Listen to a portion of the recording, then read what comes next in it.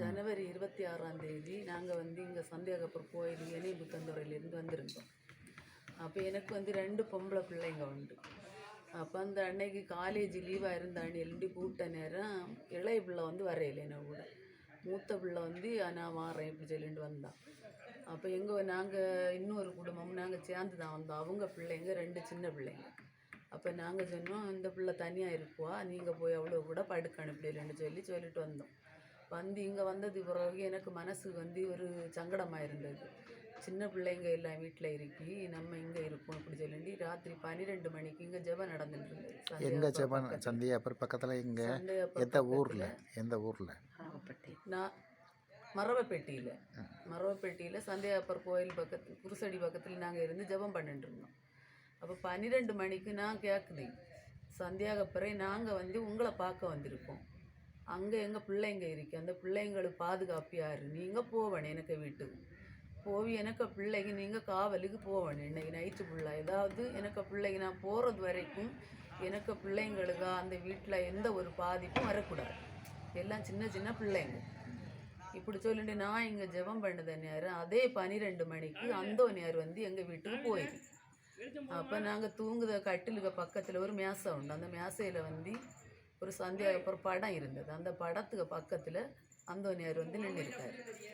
அப்போ பக்கத்தில் ஏன்னா மகளுக்கு பக்கத்தில் தூங்கு கிடந்த ஒரு பிள்ளை, சின்ன பிள்ளை, அந்த பிள்ளை இவளுக்கு கன்னத்தை பரண்டிருக்க.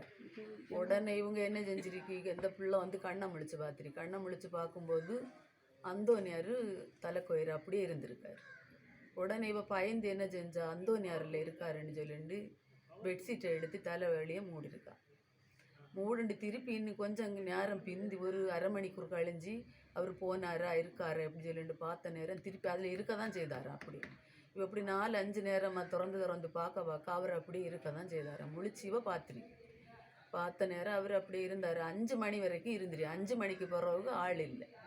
இப்போ நாங்கள் இங்கே இருந்து மறுநாள் வெள்ளிக்கிழமை 27ஆம் தேதி ஊருக்கு போகணும். கோவிலேருந்து மரவப்பட்டி கோயிலில் இருந்து எங்கள் இணையபுத்தந்துறை ஊருக்கு எங்கள் வீட்டுக்கு போய் சேர்ச்சில் மணி 3 ஆயாச்சு. அப்போ அந்த பிள்ளை காலையில் காலேஜுக்கு போயிருக்கா. காலேஜுக்கு கொண்டு ஒரு 5 மணி போல் வந்த உடனே அம்மா நீங்கள் எப்போ வந்தோம் இப்படி கேட்டா. நாங்கள் சொன்னோம் 3 மணிக்கே நான் அக்காள் வந்தியாச்சு.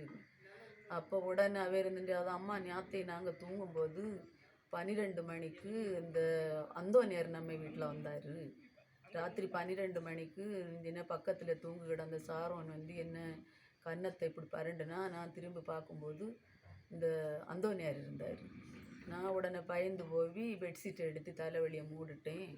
5 மணி வரைக்கும் நம்ம வீட்டில் இருந்ததை நான் பார்த்தேன். நான் முழிச்சு பார்த்துட்டு பயந்து நான் இருந்தேன் இப்படி என் மக சொன்னேன். ஆனால் நான் கேட்ட வரை எனக்கு கிடச்சது. எனக்கு மக்களுக்கு பாதுகாப்பு நீங்கள் தரணும், உங்களை தேடி நான் வந்தேன். அப்போ நான் வரேன்னு மணி ஆசைப்பட்டு இருந்தால் என்ன 2 பெம்பளை பிள்ளைங்க, இந்த பிள்ளைங்களை வச்சுண்டி எனக்கு இங்கே வர முடியாது. நம்ம பிள்ளைங்களை அங்கே வச்சு நம்ம இங்கே ஒத்தையில் வரும்போது அங்கே ஏதாவது நடந்தால் ஊரும் தப்பாக பேசு, நமக்கு அது ஒரு மாதிரி இருக்குமென்னு சொல்லிட்டு எங்கள் வீட்டாள் கேரளாவில் நிற்கும். அதனால வர முடியல. அப்போ அன்னைக்கு லீவாக இருந்ததுனால அப்போ அது ஒரு வாய்ப்பாக இருந்தது. நம்ம போகலாம்னு கூப்பிட்டதுக்கு அந்த பிள்ளை வரமாட்டான்னு சொல்லிண்டியாகும். மூத்த பிள்ளை அவளை கூட்டுண்டாந்துட்டு எங்கள் கூட இன்னும் அந்த அவங்கள 2 பிள்ளைங்களை அங்கே தூக்கத்துன்னு அங்கே வச்சுட்டு வந்தோம். அந்த நேரம் நான் இப்படி கேட்டேன், எனக்கு வரம் கிடச்சது. சந்தியாகப்பரண்ட நான் கேட்டது அவர் அந்தோனியார் அனுப்பின பிள்ளைங்களுக்கு பாதுகாப்பு கொடுத்தாரு. சந்தியாகப்பருக்கு கோடான கோடி நன்றி. ஏசப்பாவுக்கு நன்றி. ஏசப்பாவுக்கு நன்றி.